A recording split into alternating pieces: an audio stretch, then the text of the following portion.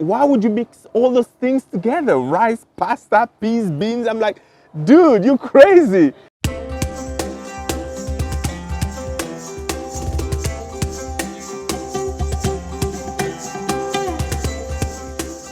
I guess real change happens through culture, music, book, movies. That's what changes people's minds, people's mentalities. So yes, I think a film festival can do that. When you have an international film festival where you showcase movies from across Africa, then that gives each other a chance to understand each other by watching each other's movies. Vous avez un petit ami? Oui. Le médecin? Comment est-ce que vous savez?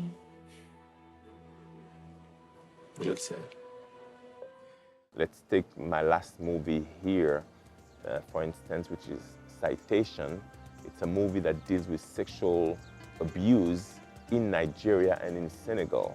And I come from America to play that character. But at the same time, what we did with this movie is we traveled in a few places in Africa, showcased the tradition and the culture of each place, and still speak about the main issue, which is sexual harassment, and put all that together within one movie.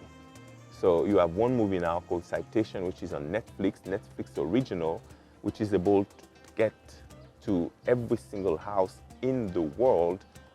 So within that movie, you're able to sort of give a level of education on Africa.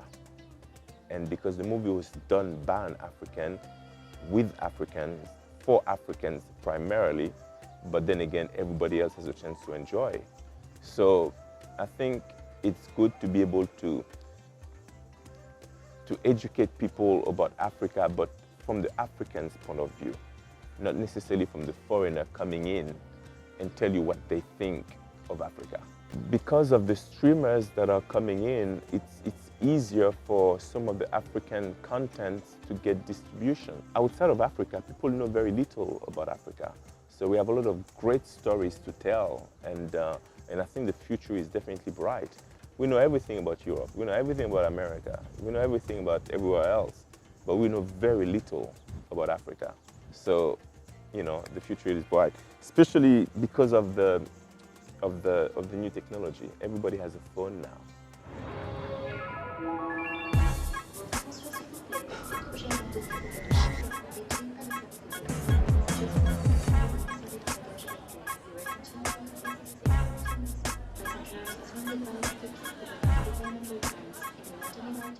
I studied as a dancer, and then I did musical theaters, and then I did commercials, and then eventually I ended up branching into acting.